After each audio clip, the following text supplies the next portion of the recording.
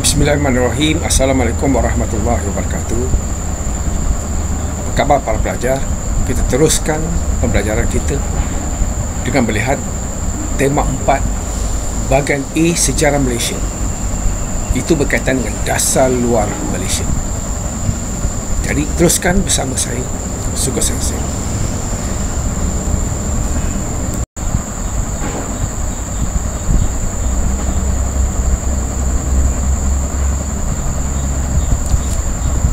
Dasar luar Malaysia adalah kesinambungan kepada dasar dalam negara yang bertujuan untuk menjaga dan mengekalkan keselamatan, keharmonian, kesejahteraan ekonomi dan lain-lain kepentingan negara. Jadi dasar luar negara Malaysia adalah berdasarkan kepada prinsip menghormati kemerdekaan dan kedaulatan sesebuah negara serta prinsip tidak campur tangan dalam hal ehwal negara lain. Malaysia juga mendukung prinsip penyelesaian sengketa dan kewujudan bersama secara aman, iaitu non-confrontational, serta saling bekerjasama dengan semua pihak sama ada melalui hubungan dua hala ataupun pelbagai hala. Yang jelasnya Malaysia mahu berbaik-baik dengan semua negara. Jadi pengertian di atas juga merujuk kepada dasar luar Malaysia, iaitu kepelbagaian faktor geografi, sejarah, sosial dan politik yang menyumbang kepada pembentukan dan hala tuju hubungan antarabangsa Malaysia dengan negara-negara lain. Di faktor globalisasi di ambang perkembangan era komunikasi dan teknologi maklumat juga memainkan peranan yang semakin penting. Walau apapun faktor-faktornya, objektif dasarnya adalah sama, iaitu ke arah menjaga dan mengekalkan kepentingan Malaysia di arena antarabangsa. Itulah antara perkara penting yang menjadi asas kepada penggubalan ataupun pembentukan sebuah dasar yang dipanggil dasar luar negara.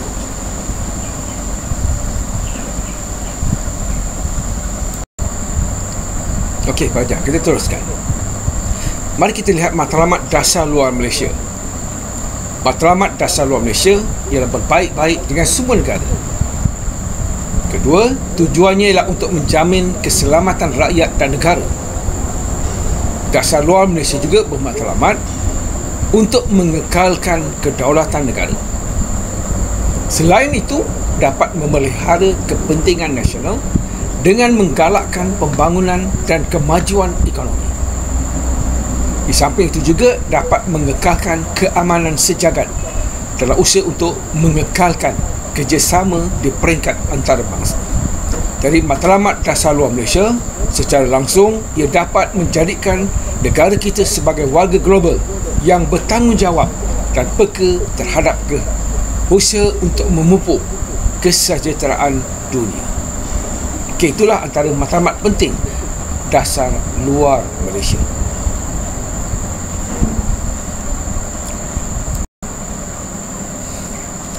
Para pelajar, mari kita fahamkan apakah bentuk hubungan luar Malaysia. Apakah bentuk hubungan luar Malaysia?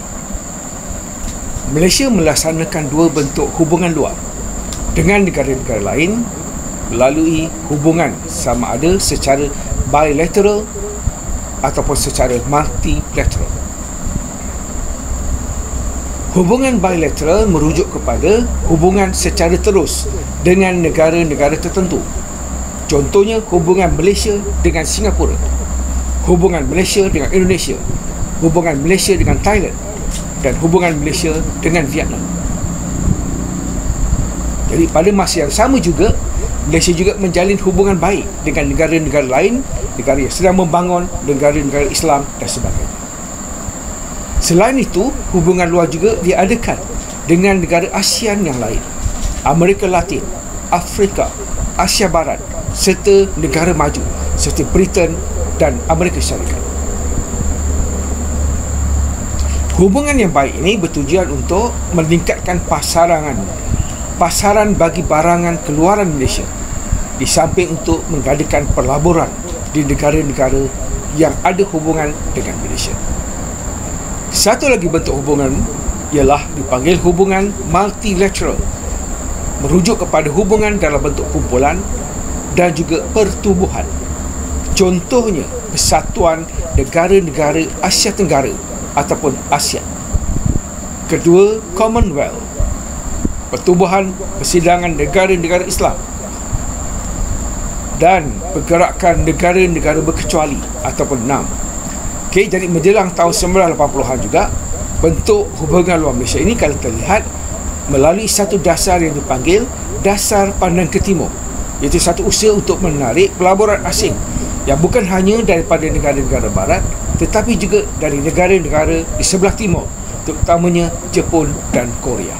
Jadi inilah dua bentuk hubungan luar Malaysia, iaitu secara bilateral dan juga secara multilateral, iaitu sama ada secara langsung dengan negara yang berhubung dengan Malaysia ataupun melalui kumpulan ataupun pertubuhan tertentu yang dianggotai oleh Malaysia.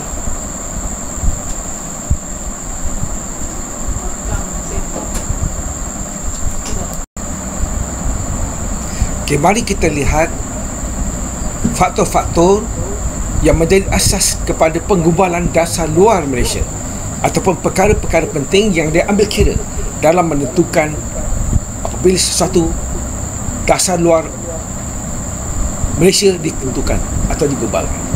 Jadi faktor yang pertama yang perlu diambil kira adalah faktor sejarah. Dari segi sejarah, sejak zaman Kesultanan Melayu Melaka lagi telah terjalin hubungan antara Kerajaan Kesultanan Melayu Melaka pada waktu itu dengan negara luar seperti China, Arab, Siam dan juga negara-negara di Kepulauan Melayu. Dari segi sejarah juga telah membuktikan wujudnya hubungan di kalangan alam Melayu, itu hubungan serumpun di Kepulauan Melayu, itu di Indonesia, Selatan Thai dan juga Mindanao di Filipina. Jadi hubungan ini juga berlaku dalam bentuk hubungan perdagangan. Hubungan antara China, Arab, Siam dan lain itu kebanyakannya pada waktu itu disebabkan oleh hubungan perdagangan. Hubungan juga berlaku antara Indonesia, Brunei, Singapura dengan Malaysia. Satu lagi, dari segi sejarah, hubungan juga berlaku dalam bentuk hubungan diplomatik dengan Britain dan negara Commonwealth yang lain seperti Australia dan juga New Zealand. Ini berlaku setelah Malaysia mencapai kemerdekaan dan terbentuknya Malaysia pada tahun 1993 yang menyebabkan Malaysia menyertai pertubuhan Commonwealth. Pada masa itu Malaysia sedang diancam oleh fahaman komunis yang disebarkan oleh Parti Komunis Malaya ataupun PKM. Ancaman komunis ini menggugat keselamatan negara Malaysia pada waktu itu. Jadi pada masa yang sama, Malaysia masih bergantung kepada kuasa barat kerana Malaysia belum mempunyai keupayaan pertahanan.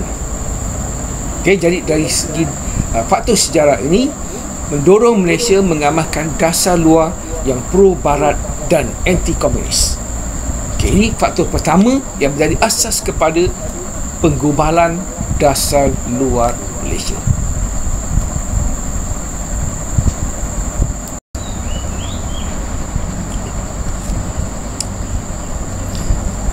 Para pelajar, faktor kedua yang menjadi asas kepada penggubalan dasar luar Malaysia adalah faktor ekonomi. Malaysia merupakan negara yang mengamalkan ekonomi pasaran bebas ataupun laissez-faire.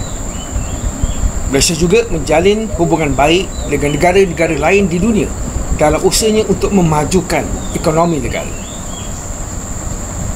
Sejak zaman penjajahan British lagi, Malaysia merupakan antara negara pengeluar utama biji timah dan getah.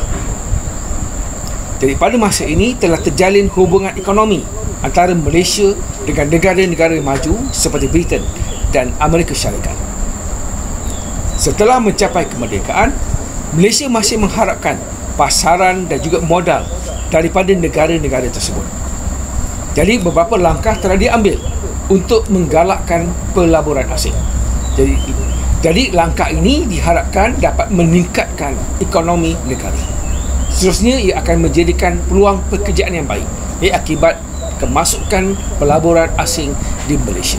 Jadi faktor ekonomi juga menjadi faktor penting dalam menentukan penggubalan dasar luar Malaysia.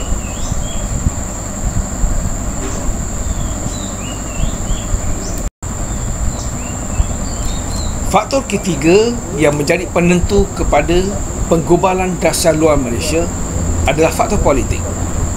Sebagai sebuah negara yang mengamalkan sistem pemerintahan demokrasi berparlimen, Malaysia berhak menentukan hala tuju serta masa depannya dalam berdasarkan pada prinsip-prinsip keamanan sejagat dalam usahanya untuk membentuk satu dasar luar yang mampan ataupun berdaya saing.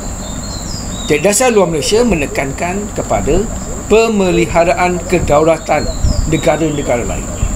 Contohnya dasar luar Malaysia yang menyokong Palestin bagi mewujudkan keamanan di rantau Asia Barat. Malaysia juga berpegang teguh pada prinsip-prinsip dan piagam pertubuhan bangsa-bangsa bersatu bagi memelihara keamanan dunia dan masyarakat sejagat umumnya. Oleh itu, Malaysia tegas dengan pendiriannya menyokong semua resolusi yang telah diambil oleh Pertubuhan Bangsa-Bangsa Bersatu bagi mencapai dan mengekalkan keamanan dunia. Jadi hubungan politik Malaysia dengan negara luar jelas menyanjung ataupun mendukung prinsip-prinsip Pertubuhan Bangsa-Bangsa Bersatu. Dan kita juga mengiktiraf kedaulatan negara-negara seperti mana Malaysia mengiktiraf mereka juga mengiktiraf Malaysia sebagai sebuah negara yang berdaulat. Jadi faktor politik menjadi penentu dalam hubungan Malaysia dengan negara lain.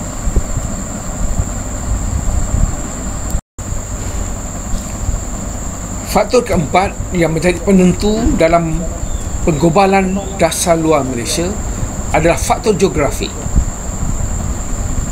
Faktor geografi yang pertama disebabkan oleh kedudukan Malaysia yang strategik bersempadan dengan negara seperti Singapura, Thailand, Indonesia dan juga Brunei. Perairan Malaysia menjadi laluan utama kapal-kapal perdagangan di seluruh dunia, terutamanya melalui Selat Melaka. Keselamatan negara serantau akan mempengaruhi dan meninggalkan kesan terhadap keselamatan negara. Jadi Malaysia yang mempunyai kedudukan yang strategik di Asia Tenggara ini perlu mempunyai dasar luar yang jelas dengan negara-negara yang bersempadan dengan Malaysia dan juga negara-negara antarabangsa yang melalui Selat Melaka, iaitu satu perairan yang sangat sibuk di dunia. Dengan itu, keselamatan negara serantau akan mempengaruhi dan juga memberi kesan yang besar kepada keselamatan Malaysia secara umumnya. Jadi hubungan ataupun perkara yang menjadi penentu kepada penggubalan dasar luar Malaysia juga berkaitan dengan faktor geografi, khususnya dari segi kedudukan strategik Malaysia yang juga bersempadan dengan banyak negara di sekitarnya.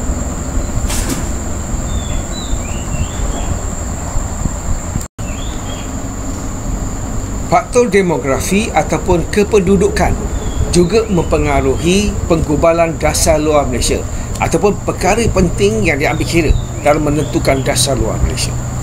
Kepelbagaian rakyat Malaysia yang terdiri pada kepelbagaian kaum, adat, budaya dan agama, khususnya 3 kaum terbesar iaitu Melayu, Cina dan India, mempengaruhi ataupun menjadi faktor penting dari segi kependudukan yang mempengaruhi penggubalan dasar luar Malaysia. Malaysia telah menjalin hubungan diplomatik yang baik dengan negara-negara Islam sejajar dengan penduduknya yang majoriti beragama Islam. Malaysia juga tidak mengadakan sebarang hubungan diplomatik dengan negara-negara seperti Israel. Ini disebabkan oleh dasar negara tersebut menceroboh dan menindas pribumi Palestin. Rakyat Malaysia yang terdiri daripada pelbagai kaum dan agama diberikan kebebasan sepenuhnya untuk mengamalkan dasar hidup dan agama masing-masing. Jadi amalan konsep perpaduan dan sikap komited terhadap hak asasi manusia menyebabkan Malaysia menentang keras dasar apartheid yang diamalkan di Afrika Selatan.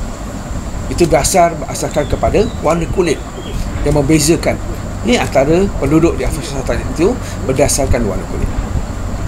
Malaysia juga tidak mengadakan sebarang hubungan diplomatik dengan negara Afrika Selatan sehinggalah Undang-Undang Dasar Apartheid itu dihapuskan oleh kerajaan Afrika Selatan pada waktu itu. Jadi faktor kepelbagaian kaum di negara ini amat mempengaruhi penggubalan dasar luar Malaysia, untuk menjaga sensitif kaum utama di Malaysia dari segi agama, budaya dan kepercayaan mereka.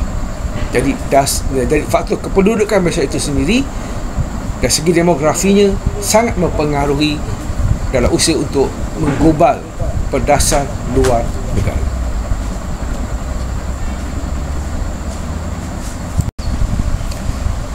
Seterusnya kita lihat tahap-tahap perkembangan dasar luar Malaysia. Tahap yang pertama semasa pemerintahan Perdana Menteri pertama, iaitu Tunku Abdul Rahman dari tahun 1957 sehingga tahun 1970. Dasar luar Malaysia pada tahap pertama memperlihatkan dasar pro-barat yang anti-komunis. Malaysia juga berbaik-baik dengan negara jiran dan juga Commonwealth. Dasar luar berkenaan dilaksanakan oleh Tunku Abdul Rahman disebabkan oleh faktor politik, ekonomi dan sosial. Dari segi politik merujuk kepada ancaman komunis di negara Asia Tenggara, juga dalam negara melalui Parti Komunis Malaya. Oleh itu Malaysia memerlukan bantuan pertahanan daripada negara-negara Commonwealth, terutamanya Britain, Australia dan juga New Zealand. Jadi bagi menyekat perkembangan pengaruh komunis, Malaysia turut menandatangani perjanjian pertahanan Inggeris Tanah Melayu ataupun Anglo-Malayan Defence Treaty, Anglo-Malayan Defence Treaty pada tahun 1956. Mengikut perjanjian ini, pihak British akan memberikan bantuan kepada Malaysia sekiranya diserang oleh mana-mana negara. Jadi dasar luar Malaysia adalah berbaik-baik dengan negara jiran. Hal ini disebabkan timbulnya krisis dengan negara jiran, terutamanya selepas terbentuknya Malaysia. Contohnya konfrontasi dengan Indonesia tahun 1963-1965, terputusnya hubungan dengan Filipina 1963-1965 dan keluarnya Singapura daripada Malaysia tahun 1965. Jadi tahap yang pertama ini adalah tahap perkembangan dasar luar Malaysia semasa era Perdana Menteri Malaysia yang pertama, iaitu Tunku Abdul Rahman Putera Al-Haj tahun 1957 hingga tahun 1970.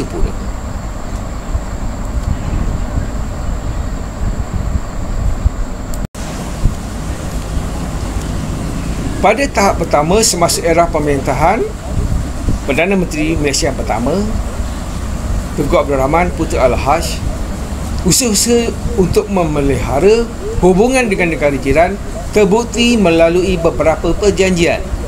Misalnya Malaysia telah menandatangani perjanjian mendubuhkan pertubuhan negara-negara Asia Tenggara ataupun ASA pada tahun 1961 bersama dengan Thailand dan juga Filipina. Seterusnya Mahapilindu pada tahun 1962 bersama dengan Indonesia dan Filipina. Perjanjian ASEAN telah ditandatangani pada tahun 1967 bersama-sama dengan Thailand, Indonesia, Filipina dan Singapura. Jadi ini perkara pertama yang berlaku pada tahap yang pertama semasa era pemerintahan Tunku Abdul Rahman Putera Al-Haj. Jadi hubungan Malaysia dengan serantau berkembang dan rapat melalui ASEAN sejak tahun 1967.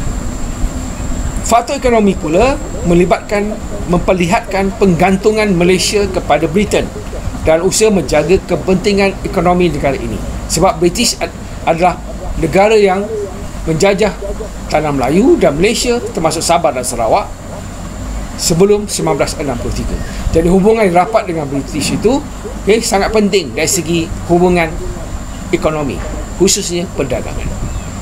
Hal ini disebabkan Malaysia merupakan anggota blok sterling yang menjalankan urusan perdagangan dalam nilai mata wang pound sterling. Malaysia juga masih memberikan tumpuan kepada dua hasil utama, iaitu biji timah dan getah, dengan mengharapkan sepenuhnya permintaan daripada negara barat termasuk Britain dan juga Amerika Syarikat. Jadi pelabur Britain juga masih menguasai peratus yang besar dalam ekonomi Malaysia, terutamanya dalam bidang perladangan dan perindustrian. Dan ini yang berlaku pada tahap pertama perkembangan dasar luar Malaysia. Bagi mengurangkan penggantungan ini, Malaysia mengamalkan pasaran bebas, mula membina rangkaian perdagangan dengan negara-negara yang lain seperti Amerika Syarikat, Jepun, Singapura dan juga Jerman Barat. Tujuannya untuk mengurangkan kebergantungan negara kepada Britain dan juga mencari pasaran yang baru untuk barangan buatan Malaysia. Okay, itulah yang berlaku pada tahap pertama semasa era pemerintahan Tunku Abdul Rahman Putra Al-Haj pada tahun 1957 sehinggalah tahun 1970.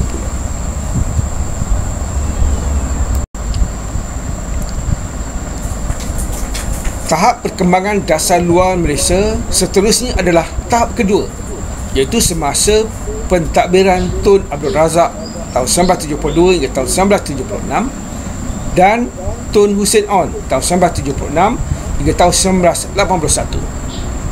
Perubahan dasar luar ini disebabkan oleh kurangnya peranan yang dimainkan oleh AMDA, itu perjanjian pertahanan antara British sebelum ini. Pengaruh Britain juga semakin kurang di timur. Dari perubahan dasar ini juga disebabkan oleh pergolakan yang berlaku di Vietnam yang melibatkan dua kuasa besar, iaitu Amerika Syarikat dan China pada waktu itu. Bagi mencapai matlamat dasar luar Malaysia, beberapa usaha telah dilakukan seperti mengisytiharkan kawasan zon aman, bebas dan berkecuali ataupun ZOFAN bersama dengan negara-negara anggota ASEAN. Sebab negara ASEAN tidak mahu terlibat dalam perang Vietnam yang melibatkan Amerika dan Vietnam. Contohnya negara seperti China, Jerman Timur, Korea Utara, Vietnam Utara dan juga Mongolia. Jadi ini mempengaruhi dasar luar Malaysia pada tahap kedua di zaman Tun Abdul Razak dan juga Tun Hussein On. Mari kita lihat zaman Tun Abdul Razak, hubungan antara Malaysia dengan China pada waktu itu bermula dan berkembang dengan baik. Kita mengamalkan dasar berkecuali dan terbuka dalam menentukan hubungan Malaysia dengan negara lain.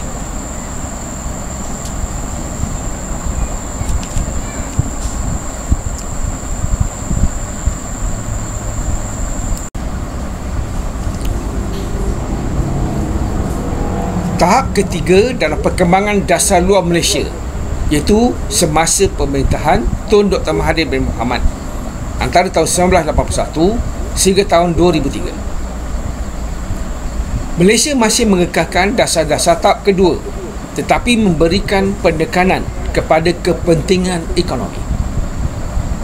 Kepentingan ini berkaitan dengan isu-isu perdagangan, pelaburan dan pembangunan, terutamanya dalam kalangan negara membangun. Bagi mencapai matlamat tersebut, Malaysia telah mengadakan hubungan yang lebih erat dengan negara-negara ASEAN seperti menyelesaikan krisis Vietnam dan juga Kampuchia. Dasar pandang ke timur telah diperkenalkan pada tahun 1982 dengan menggunakan Jepun dan Korea Selatan sebagai model untuk membangunkan negara Malaysia. Dasar ini bertujuan menggalakkan rakyat Malaysia mengambil dan menerima pakai nilai-nilai yang baik seperti semangat menciptai negara, kesungguhan dalam pekerjaan dan etika pengurusan kerja yang baik. Malaysia juga telah meningkatkan hubungan dua hala dengan negara-negara lain menerusi lawatan yang dilakukan oleh Perdana Menteri Datuk Seri Dr. Mahathir Mohamad ke negara Afrika, Amerika Selatan, Caribbean dan juga Pasifik Selatan. Dalam setiap misi lawatannya, Perdana Menteri bersama dengan rombongannya melalui misi perdagangan Malaysia akan turut serta. Misi perdagangan Malaysia akan turut serta dalam setiap lawatan yang melibatkan Perdana Menteri dan menandatangani perjanjian perdagangan dua hala yang menguntungkan kedua-dua belah pihak. Beliau percaya Malaysia perlu menjalin hubungan politik dan perdagangan dengan negara maju dan juga negara dunia ketiga. Iaitu perkembangan yang berlaku pada tahap ketiga semasa era Tun Dr. Mahathir bin Mohamad.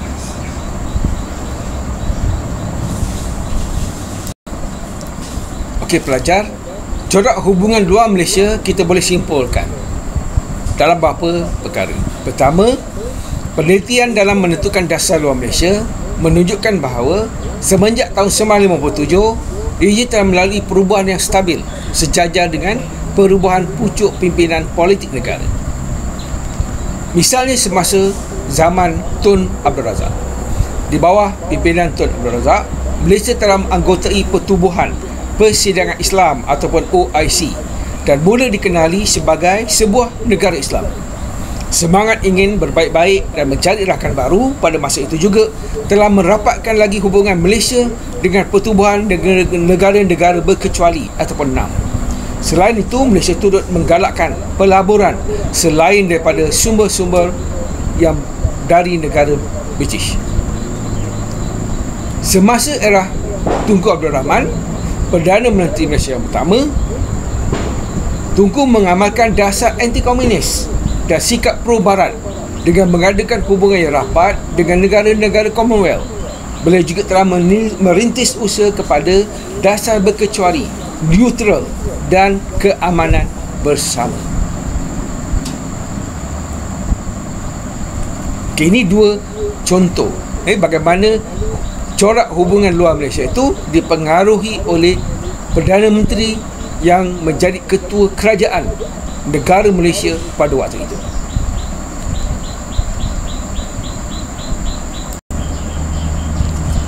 Corak hubungan luar Malaysia juga kita boleh lihat semasa kepimpinan Tun Hussein On. Semasa era pimpinan Tun Hussein On, menyaksikan Malaysia mengeratkan hubungan serantau, khususnya ASEAN misalnya.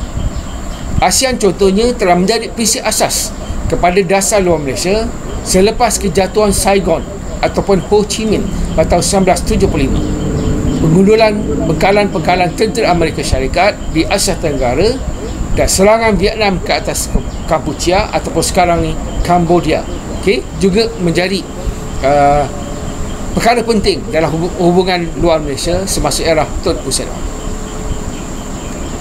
Semasa era Yang Amat Berhormat Datuk Seri Dr. Mahathir Mohamad, walau bagaimanapun, dasar luar Malaysia telah melalui perubahan yang dramatik semasa Tun Mahathir menjadi Perdana Menteri yang keempat pada tahun 1981. Di bawah pimpinan Tun Mahathir, dasar luar Malaysia lebih berorientasikan kepada aspek-aspek ekonomi.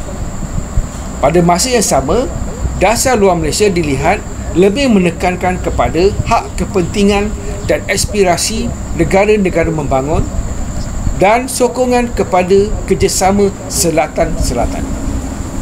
Antara inisiatif yang dibuat oleh Perdana Menteri Datuk Seri Dr. Mahathir Mohamad pada waktu itu ialah Antartika sebagai hak warisan manusia sejagat.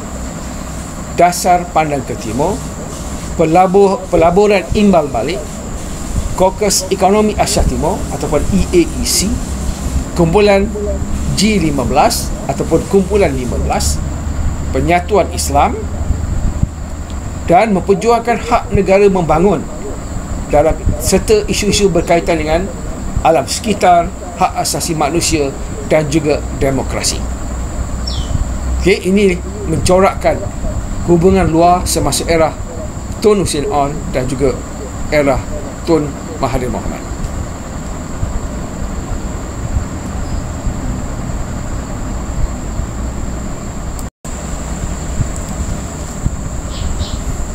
Apa yang boleh kita simpulkan daripada apa yang kita belajar pada hari ini para pelajar? Namun begitu, dalam melaksanakan dasar luar negara, sedikit sebanyak penyesuaian perlu dilakukan mengikut keadaan semasa, tanpa menimbulkan sebarang implikasi negatif terhadap pencapaian matlamat negara.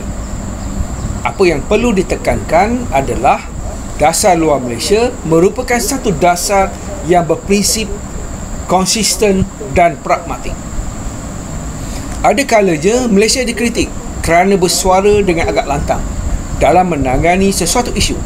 Namun, Malaysia tidak pernah serik untuk berjuang mempertahankan pendirian kita. Itu antara isi parti penting yang boleh kita katakan dalam dasar luar Malaysia. Jadi dari segi penggubalan, matlamat, objektif, prinsip, bentuk dan juga corak dasar luar Malaysia sangat mempengaruhi ataupun dipengaruhi oleh Perdana Menteri yang mengetuai kerajaan Malaysia pada waktu itu.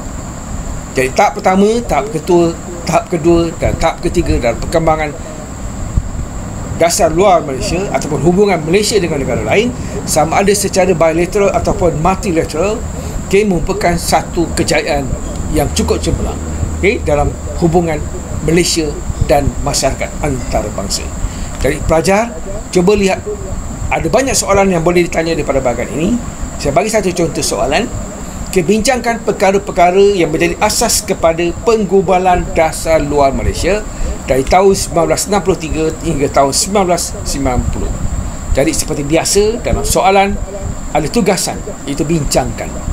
Kehendak soalannya adalah perkara-perkara yang menjadi asas kepada penggubalan dasar luar Malaysia.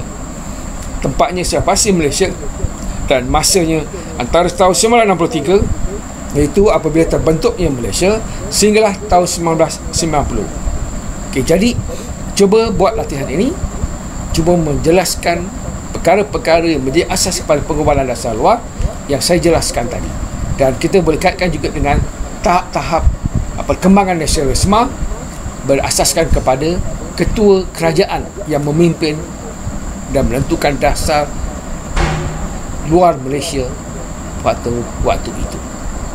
Selamat belajar, teruskan belajar untuk menghadapi peperiksaan. Selain daripada itu, kita dapat menambah ilmu pengetahuan kita tentang negara kita. Sejarah adalah milik semua. Jumpa lagi, teruskan, selamat belajar.